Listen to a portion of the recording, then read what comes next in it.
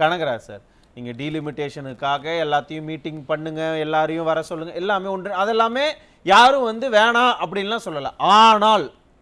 ஆனால் எந்த நேரத்தில் எதை பற்றி பேசணும் அப்படிங்கிற ஒரு விஷயம் இருக்குல்ல. 4 ஆண்டு காலம் ஆச்சு, நீட்டுக்கு இந்த மாதிரி ஒன்று பண்ணல. ஆட்சிக்கு வந்து 4 வருஷம் ஆச்சு, கச்சத்தீவை மீட்க இந்த மாதிரி ஒரு மீட்டிங் போடல. 4 வருஷம் ஆச்சு, நம்ம கர்நாடகாவிலேருந்து தண்ணி வரல, அதுக்காக இப்படி ஒரு மீட்டிங் போடல. ஆனால் இந்த டீலிமிட்டேஷனுக்கு மட்டும் எலெக்ஷனுக்கு ஓராண்டுக்கு முன்னாடி நீங்கள் போடுறீங்கன்னா, இதன் பின்னணியில் ஏதோ சம் ட்ராமா இருக்கு அப்படின்னு அவங்க கேட்குற சந்தேகப்படுறது நியாயம் தானே? இல்லைங்க, டிராமான்னு சொல்ல முடியாது, நாடகம் வேணா சொல்லலாமா? இல்லைங்க, பாராளுமன்றத்தில் நீங்கள் அப்படி சொன்னால் புது பாராளுமன்றத்தில் 848 இருக்கைகள், மொத்தம் 1200 இருக்கைகள் இருக்கு. அதுக்கு என்ன காரணம் நீங்களே சொல்லுங்களேன். எதுக்காக? நீங்கள் மொத்தம் 550 எம்பிஸ் தான் நம்ம இருக்கோம். இப்போ நியூ பார்லிமெண்ட் பில்டிங்கில் பார்த்தீங்கன்னா அவங்க பண்ணியிருக்கிற இருக்கைகள் வந்து 1288 சீட் இருக்கு. எதனால சார்?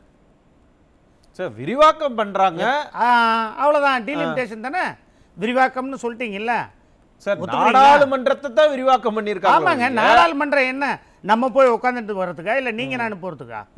ஏங்க, எம்பிஸ் வந்து நாளைக்கு எலெக்ட் ஆகுறவங்க உட்காரத்துக்காக இருக்கைகள். போராட்டம் என்ன பண்ண போறீங்க? சேர குறைங்க, நாடாளுமன்றத்தில் எதுக்கு இவ்வளவு சேருன்னு நீங்க போராட்டம் பண்ண போறீங்களா? இல்ல நீங்க என்ன வேடிக்கையா கேக்குறீங்க? இல்ல வேடிக்கையா தான சார் இருக்கு. டிபேட்டா பண்ணுங்க, சீரியஸா. நானும் சீரியஸா பண்ண நினைக்கிறேன். நீங்க சம்பந்தமே இல்லாம எதுக்கு அவ்வளவு சேர் போட்டுருக்காங்க? போட்டவங்கள தான் நீங்க போய் கேக்குறீங்க. என்ன கேட்டு நான் என்ன பண்றது? அது எதுக்குன்னு சார் டீலிமிட்டேஷன் பத்தி இவ்வளவு மெனக்கெட்டு அங்கிருந்து பக்கத்து மாநிலங்கள்ல இருந்தெல்லாம் நீங்க கூட்டிட்டு வந்து மீட்டிங் போடுறீங்களே, அதே விஷயத்தை அதே மீட்டிங்கை ஏன் மருத்துவ கழிவை கொண்டு வந்து போடுறாங்களே, அதை தடுக்கிறதுக்காகவும், முல்லை பெரியார் விவகாரத்துக்காகவும், பேபி அணை விவகாரத்துக்காகவும் கேரளாவை மினிஸ்டர் போய் பாருங்க, சிஎம் பாருங்க, இல்ல கூட்டிட்டு வந்து பேசுங்க.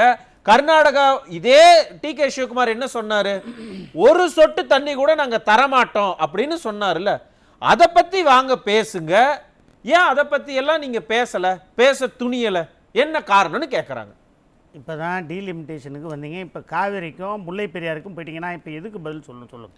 நான் என்ன உங்க அனுமதியோட இல்ல, நீங்க சரியான இடத்துக்கு இப்பதான் வந்திருக்கீங்க. நீங்க தான் இப்ப டீலிமிட்டேஷன் இல்ல, எனக்கு இதுதான் காவிரிக்கு போயிட்டீங்க. ஆரம்பத்திலே நீங்க உண்மையை வந்து மைண்ட் வாய்ஸ்னு வெளியில சொல்லிட்டீங்க. இப்ப என்னன்னா, டீலிமிட்டேஷன் பத்தி மட்டும் பேசு, மத்தத பேசாத அப்படின்னு அதை வாய அடைக்கிறதுக்கு இப்ப இந்த தொகுதி மறுவரையறை அப்படிங்கிற ஒரு விஷயத்தை நீங்க ஸ்ட்ராட்டஜிக்கலா கையில் எடுத்திருக்கீங்க. சரியா சார்? அப்படியெல்லாம் இல்லைங்க சார். நீங்க தானே சொன்னீங்க எதை பேசணும் அப்படின்னா, எதை பேசணுங்கிறத நீங்க முடிவு பண்றீங்க, மக்கள் எதை பேசணுங்கிறத அரசு முடிவு பண்ணுது. சரியா? இல்லைங்க, அப்படி நம்ம எடுத்துக்க முடியாது. டீலிமிட்டேஷனை பொறுத்தவரையிலும் இப்போ பாராளுமன்றத்தில், புதிய பாராளுமன்றத்தில் இருக்கைகள் அதிகப்படுத்தியிருக்காங்க. கண்டிப்பா அவங்க இம்ப்ளிமெண்ட் பண்றது தான் இடன் அஜெண்டா.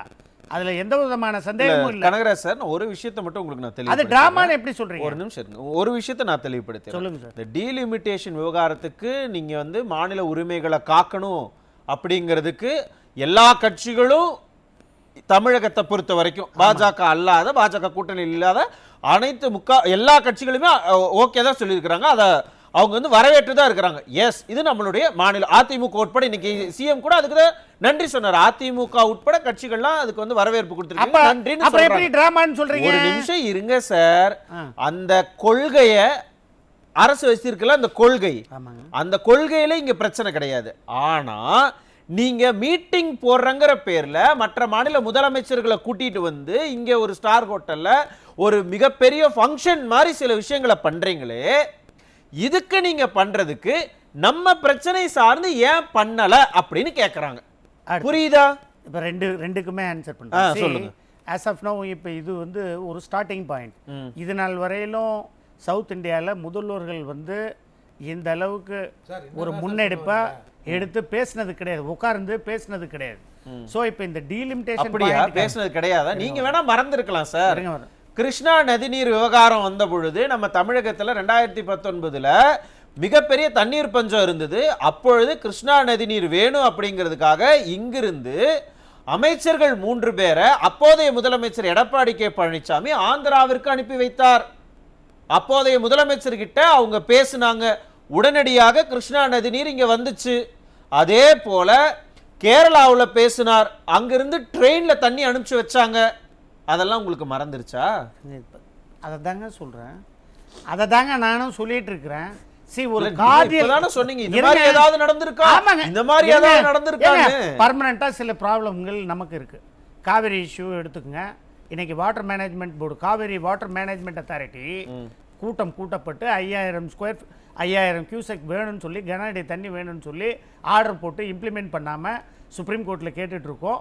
அது நடந்துட்டு இருக்கு. சுப்ரீம் கோர்ட் டைரக்ஷன் இருக்கு. அதே போல முல்லை பெரியாறு அணை விவகாரத்துல ஜனவரியில தான் அவங்க சுப்ரீம் கோர்ட்ல போயிட்டு நாங்க உயர்த்த மாட்டோம், பாதுகாப்பு முதலமைச்சர்கள் கிட்ட பேசலன்னு தான் கேட்டுக்கிட்டு இருக்காங்க. அத பத்தி மட்டும் பேசாம மத்ததெல்லாம் உருட்டிக்கிட்டு இருக்கீங்க. அதாவது ஏங்க பக்கத்துல இருக்கிற கர்நாடகா போய் பேசினா சுப்ரீம் கோர்ட்டுக்கு போறீங்க. என்ன சார் தவறான வார்த்தை? நீங்க பேசுறது ஏதாவது ஒரு நிமிஷம், நீங்க என்ன உருட்டுறேன்னு இப்ப திமுக அரசு இதைத்தான் செஞ்சுக்கிட்டு இல்லைங்க. டீலிமிட்டேஷன்னா அதுக்குள்ளதான் நீங்க லிமிட்டா இருக்கணும். அதை தாண்டி லிமிட்டை தாண்டக்கூடாதுன்னு இருந்தா அப்ப மக்கள் பிரச்சனைகளை எப்ப பேசுவீங்க? மத்திய எப்ப இந்த பிரச்சனைகளை தீர்ப்பீங்க?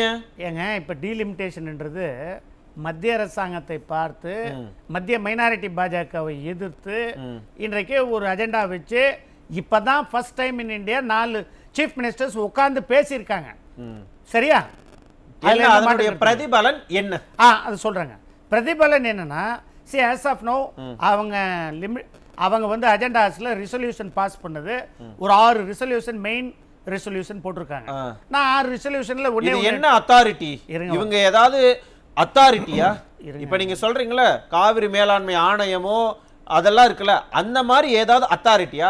இல்ல நாடாளுமன்ற நிலைக்குழு கூடிச்சா? இல்ல சட்டமன்ற நிலைக்குழு கூடிச்சா? நாடாளுமன்றத்தை கட்டுப்படுத்த அவங்க அஜெண்டாஸ் அதாவது கட்டுப்படுத்தாது. அப்புறம் எதுக்கு என்ன பிரயோஜனம் அது? இருங்க வரேன். ஏங்க சொல்ல நீங்க கேள்வி கேக்குறீங்க, நீங்க தான் சொல்றீங்க ரெசல்யூஷன் பாஸ் பண்ணிருக்காங்க. என்ன ரெசல்யூஷன்? அதனால என்ன பிரயோஜனம்னு கேக்குறேன். நீங்களே பேசுங்க, நான் என்ன கூப்பிட்டு வச்சிட்டு நீங்க பேசுங்க. கனகராஜ் கேள்வி தான கேட்டீங்க, நான் மாற்றி மடை மாற்றுறது இங்கேயே நீங்க மடை மாத்துறீங்க. அரசு தான் மடை மாத்துதுன்னா நீங்களும் மடை மாத்துற, நான் நெறிப்படுத்துறதுக்கு இங்க உட்கார்ந்துகிட்டு இருக்கேன். நீங்க நெறிப்படுத்தவே இல்லைங்க, நீங்க தான் கெஸ்டா பேசுறீங்க.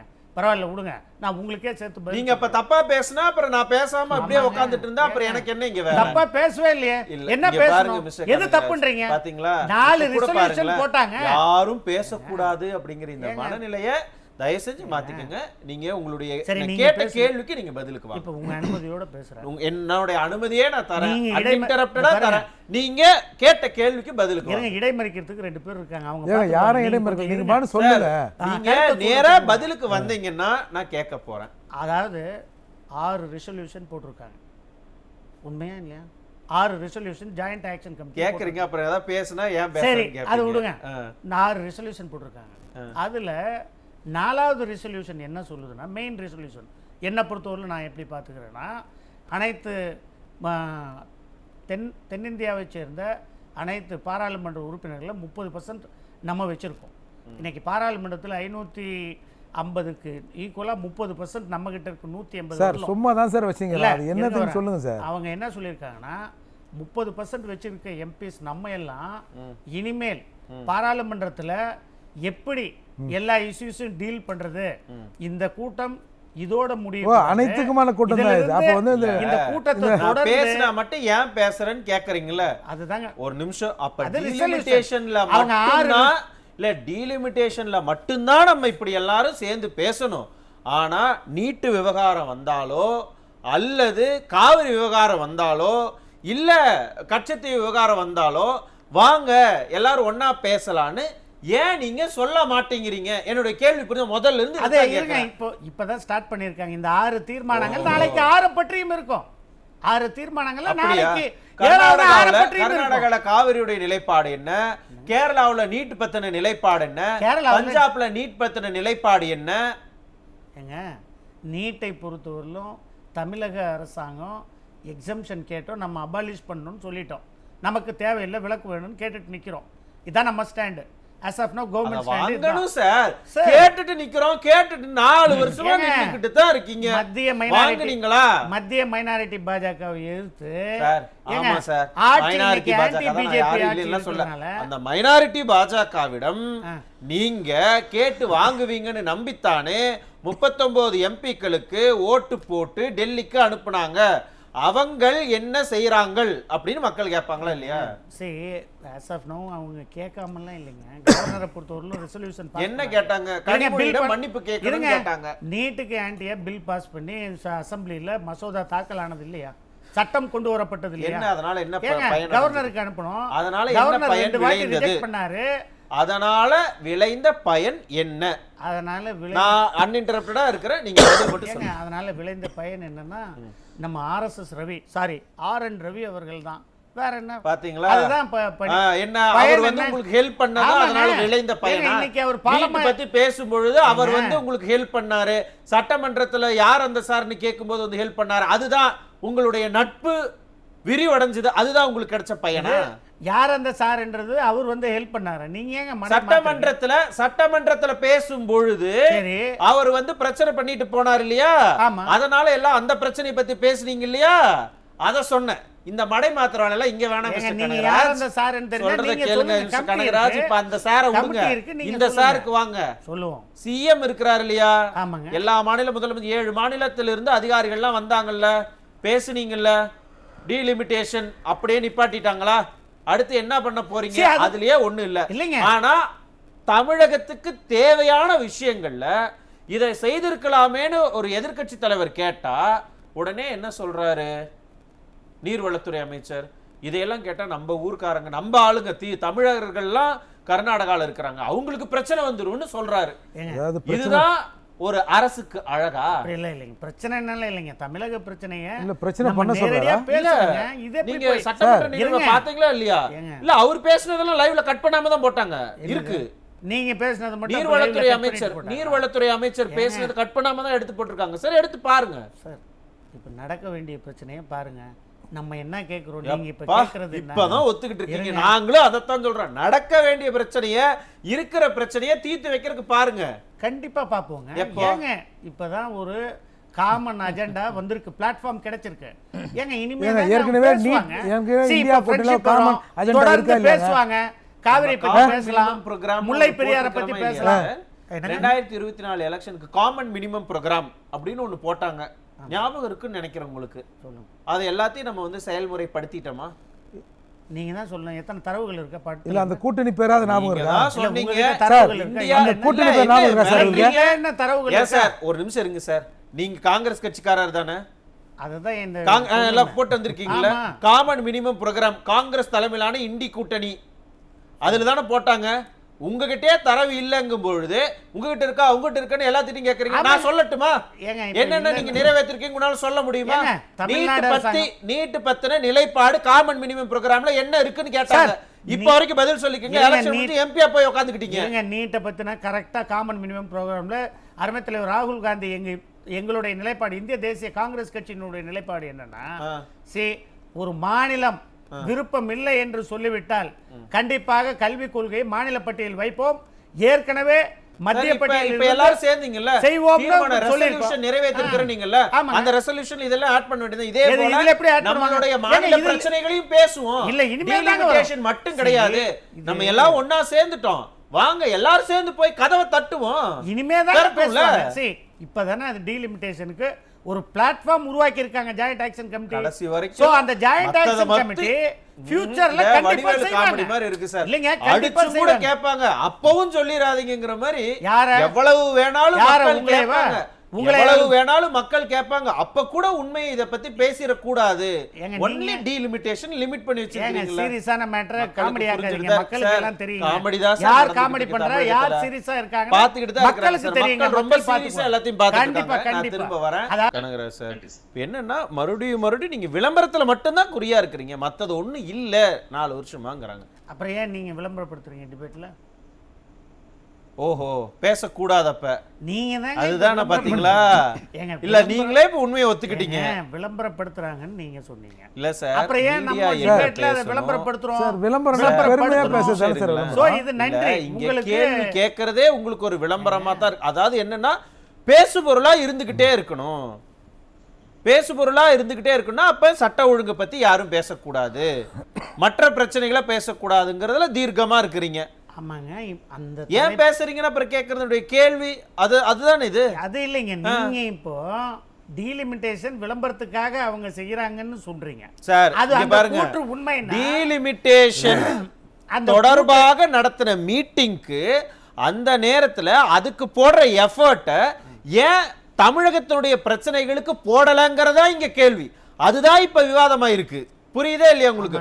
மறுபடியும் பாருங்க டீலிமிட்டேஷன் ஏன் நீங்க பேசுறீங்கன்னு கேக்குறீங்க. டீலிமிட்டேஷன் நம்ம நாடகம்னு சொல்றோம். அந்த கூட்டம் போட்டது நாடகம்னு சொல்றோம். அதத்தான் சொல்றாங்க. நாடகம்னா அது விளம்பரம்னு சொல்றீங்க. அடுத்த ஆங்கிள் அடுத்த வேர்ட் அதுக்கு யூஸ் பண்றீங்க விளம்பரம். அந்த விளம்பரத்தை நம்ம ஏன் டிபேட்ல வைக்கணும்? அத நீங்க சொல்லக்கூடாது சார். அப்புறம் அத நீங்க முடிவெடுக்க கூடாது. அத நீங்க முடிவெடுக்க கூடாது. ஒரு மக்கள் அரங்கத்துல மக்கள் எதை பத்தி விவாதிக்கணும் அப்படிங்கறத கூட நீங்க தீர்மானிக்கணும்னு நினைச்சீங்கன்னா இது ஜனநாயக நாடா சர்வாதிகார நாடான்னு பார்க்கிற மக்களுக்கு தெரிஞ்சிரும் மிஸ்டர் கனகராஜ். நீங்களே எக்ஸ்போஸ் ஆயிட்டீங்க. Thanks for that. ரொம்ப நன்றி. 26ல மக்கள் பார்க்கறதா இருப்பாங்க. 26ல நீங்களும் பார்க்கத்தான் போறீங்க. அது நம்ம பண்ணி ரொம்ப சுருக்கமா இறுதிக்கருத்து வச்சிருங்க. கண்டிப்பாக வரேன் சார், நீங்க வெயிட் பண்ணி பார்க்கத்தானே போறீங்க. அது பாப்போம் சார். சார் இந்தியா கூட்டணி தமிழகத்திலயா இருக்கு சார். முதல்ல இருக்காங்கறத மக்கள் முடிவு பண்ணிக்கிட்டோம். வர இருங்க.